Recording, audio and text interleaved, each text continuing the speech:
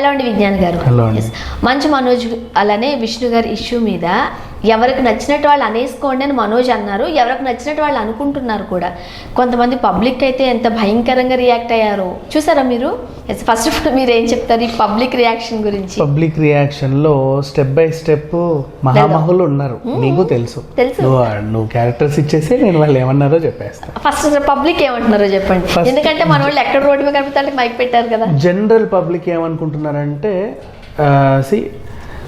వాళ్ళ ఇప్పుడు ఎవరో అనుకునేది ఏంటి, విష్ణు పెట్టిన దానికే కామెంట్స్లోనే చూడొచ్చు మనం ఆయన ఫేస్బుక్లో.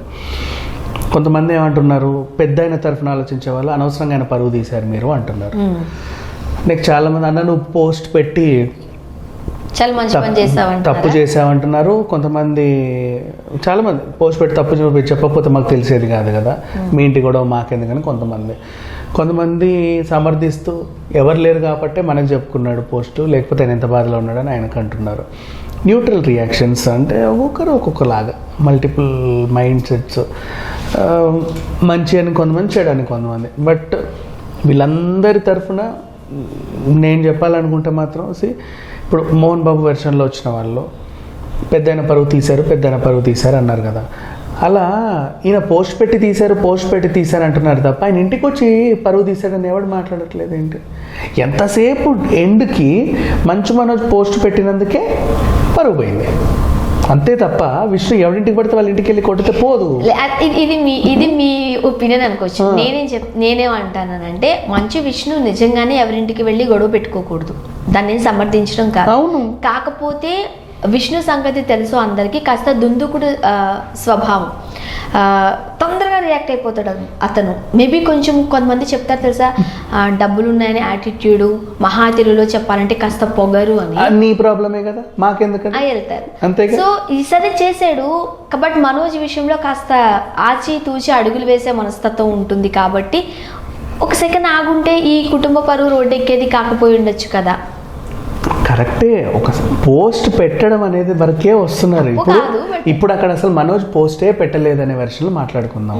అసలు మనోజ్ క్యారెక్టరే లేదు అక్కడ, అసలు రాలా. ఈ నెల్లి చేయడం తప్పు కదా. ఇప్పుడు మనోజ్ లేకున్నా కూడా ఈ నెల్లి వాళ్ళని కొట్టాడు అంటే చుట్టుపక్కల ఎవడో ఒకడు పలానా ఇంటి పైన దాడి చేసిన మంచు విష్ణు అంటాడు. ఇప్పుడు పోలేదా పరువు? పోతుంది. అసలు యాక్చువల్గా చెప్పాలంటే ఈ సంఘటన అంటే మనోజ్ చేయడం వల్లనే పరుగు పోయింది అనేది కాదు విషయం అక్కడ.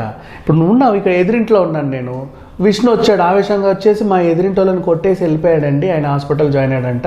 ఏంటి మంచు మోహన్ బాబు వాళ్ళ ఫ్యామిలీ ఇట్లుంది ఇది అది అని చెప్పి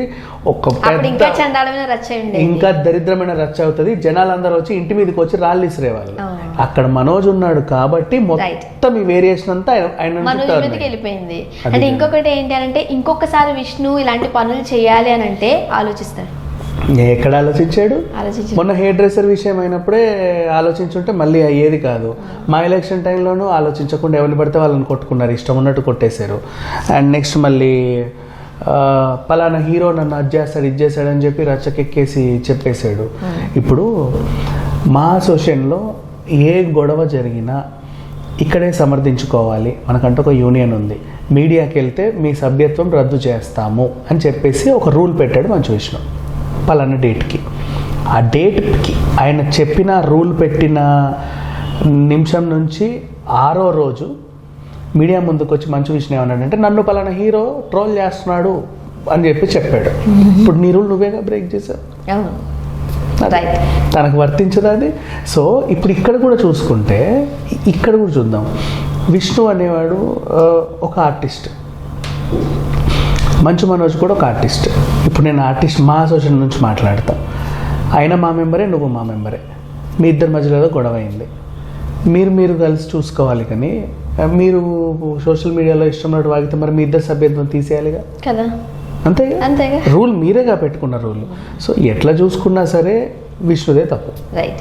ఇప్పుడు జంబలగడి జారు మిఠాయి వాళ్ళు ఉన్నారు కదా, అంటే ఒక్కొక్క దగ్గరికి వద్దాం, వాళ్ళ స్పందన ఏంటంటారు? ఇది అంటే ఊర్లో వాళ్ళకి వాళ్ళ ఊర్లో ఈ మ్యాటర్ తెలిసినప్పుడు వాళ్ళు ఎలా ఫీల్ అవుతారంటే, వీళ్ళు కూడా చాలా ఇంటర్వ్యూలలో మోహన్ బాబు గారికి అప్పుడప్పుడు ఫోన్ చేస్తాము, బాగా చూసుకుంటారు, బాగా మాట్లాడతారని చెప్పేసి అంటారు వీళ్ళు కూడా.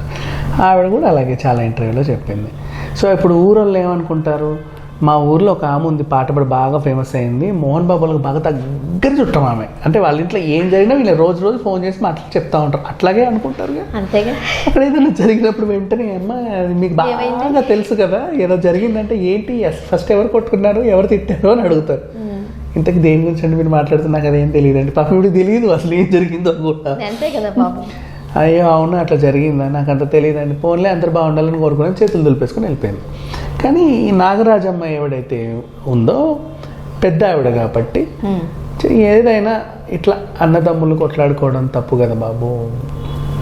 ఎవరు నా కొడుకులు అయితే మాత్రం నేను చెప్పనా, ఇంకెవరైతే నేను చెప్పనా. పెద్ద ఆవిడ కాబట్టి ఆవిడ పెద్ద ఆవిడలా స్పందించి, అంటే ఆవిడకి కూడా తెలియకపోవచ్చు మోస్ట్లీ, మీరు చెప్తుంటే నాకు తెలిసింది. కానీ అట్లా ఉండకపోతే బాగుంటుంది. వాళ్ళు ఇంకా అడగడం మరి మీకు బాగా తెలుసు కదా, వాళ్ళు బాగా తెలిసి ఏంటి ఒక స్టేజ్ మీదకి పాడాము, వీళ్ళు వైరల్ చేశారు అంతే తప్ప రోజు నేను విష్ణుకు ఫోన్ చేయడం, మోహన్ బాబు మాకు ఫోన్ చేయడం, మా ఇంటికి వాళ్ళ పార్సల్ రావడం, మా లెటర్లు వాళ్ళ ఇంటికి వెళ్ళడం, గ్రీటింగ్స్ ఇవన్నీ ఉండవు.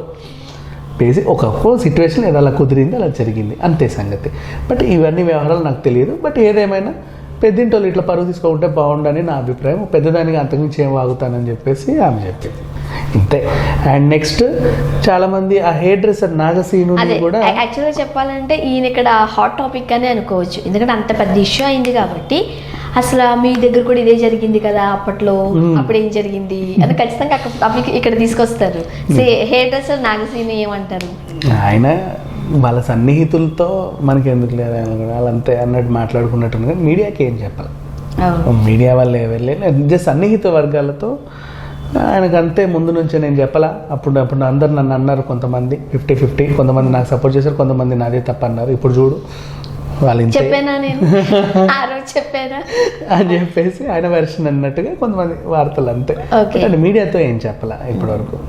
అయితే ఇప్పుడు మొన్నే పెళ్ళయింది, కొత్త పెళ్లి కొడుకు, కొత్త అల్లుడు, ఆళ్ళగడ్డకి మంచి మనోజ్ ఎలా తీసుకెళ్లారో మనం అందరం చూసాం. సో ఇప్పుడు కొత్త అల్లుడు మీద ఇలాంటి అవాకులు చవాకులు పేలితే మేము ఊరుకుంటామా అనే రేంజ్ లో అక్కడ ఏవో టాక్స్ నడుస్తున్నాయని ఒక వినికిడి. అది ఆళ్ళగడ్డ వాళ్ళ ఫ్యాక్షనిస్టులు ముందు నుంచే కొంచెం రఫ్ కదా. అంటే వాళ్ళకి ఏదైనా అయిందంటే ఏంటి గొడవ, రమ్మంటావా, తిరిగి రమ్మంటారు అంటారా, అంటే ఆ రకంగా ఉంటుంది. వాళ్ళు అంటే జరిగేదే వాళ్ళకి అనవసరం, వచ్చామా తల తీసేసామంతే, ఆ రేంజ్లో ఉంటే.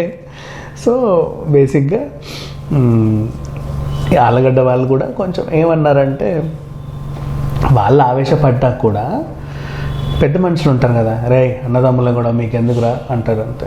వాళ్ళు బేసిక్గా సైలెంట్ అయిపోతారు. కానీ వాళ్ళకి కొంచెం నచ్చలే. అంటే మొన్నే ఇక్కడికి వచ్చి అంత బాగా చేసినప్పుడు మొత్తం మీడియా అంతా మా అల్లుడిని రకరకాల మాట్లాడుతుంటే వాళ్ళకి మనోజ్ కూడా ఇప్పుడు కాదు, కాస్త శాంతంగా ఉండండి, ఫ్యూచర్లో నెక్స్ట్ దీనికన్నా ఏదన్నా ఫార్వర్డ్ వెళ్తే కనుక అప్పుడు చూసుకుందామని కూడా అని ఉండొచ్చు. మేబీ అట్లా ఏముండదు, సన్నిహితంగానే ఉంటారు, బాగానే చెప్పారు. అండ్ ఇంకా థ్యాంక్ యూ సో మచ్.